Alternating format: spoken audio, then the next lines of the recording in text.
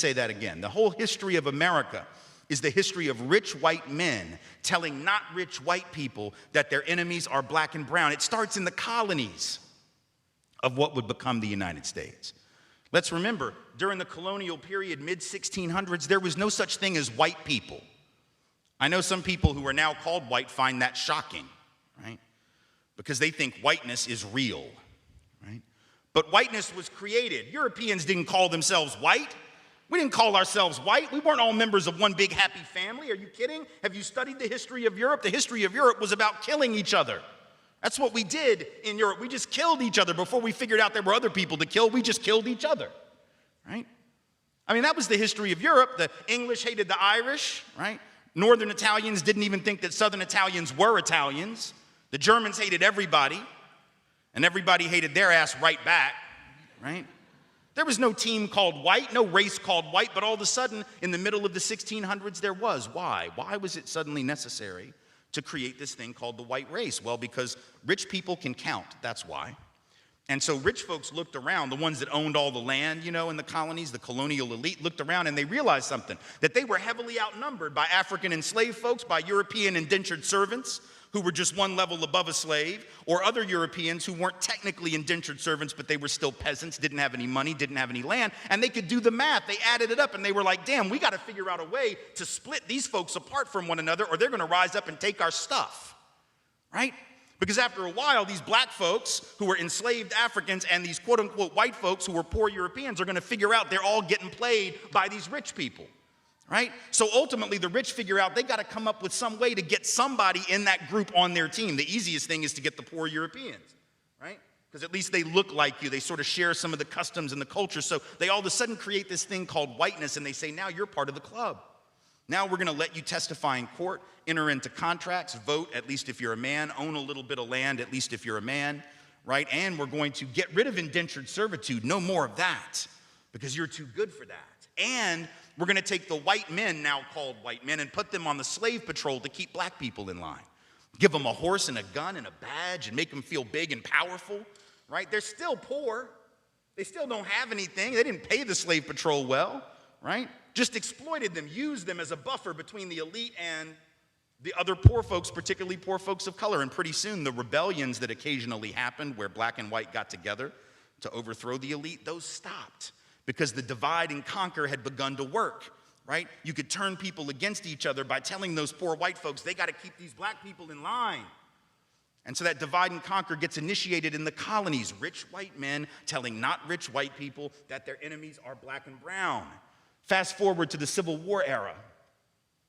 And you have, I'm from the South, right? My people, the elite in my part of the country, right, actually announced that the reason they wanted to break away from the Union and possibly go to war with their brothers and sisters to the north was in order to maintain slavery and white supremacy. They said that at the time. We lie about it now.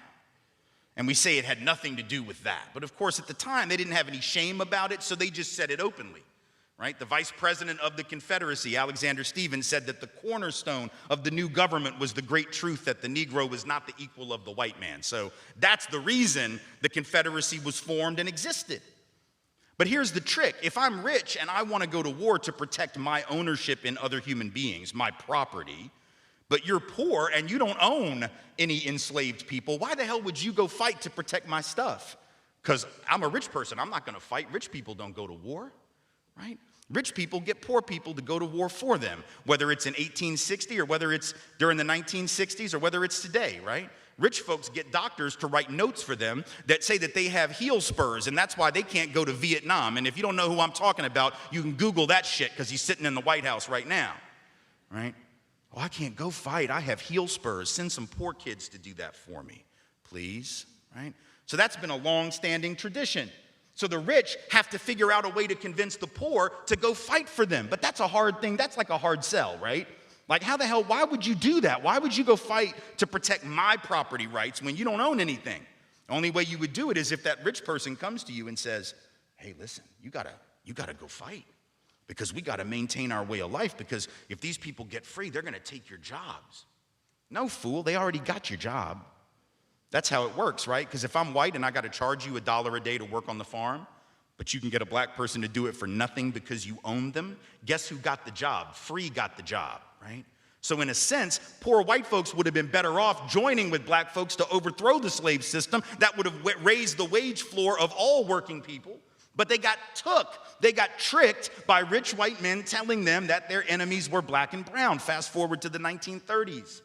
And you have white labor leaders. They're not even the elite, right? The labor leaders are not the elite, but they're the elite within the labor movement. And even they had fallen for it at this point. So they didn't want to integrate their unions. And they would say things like, well, we can't have black people and Mexicans and Chinese folks in our unions because if we do that, it's going to reduce the professionalism of our craft. We have to maintain the integrity of our profession. No, fool, you need more people in the damn union is what you need. And if you don't let those folks in, guess what happens? When you go out on strike, who is the boss going to use to replace you? They're going to replace you with the very same black and brown folks that you didn't want to work next to, right? And so at the end of and then you're going to blame them for taking your job rather than the white rich dude for giving it to them, right? Divide and conquer.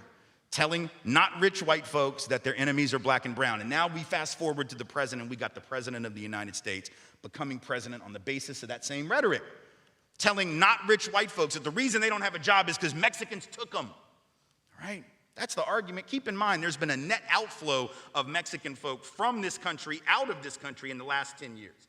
Right now, border crossings and actual in-migration at the lowest level they've been since the 1970s. So anybody who believes that is a damn fool or somebody who does not understand how to do research on the internet or someone who doesn't care, right? But he says the reason you don't have a job is those brown folks took them.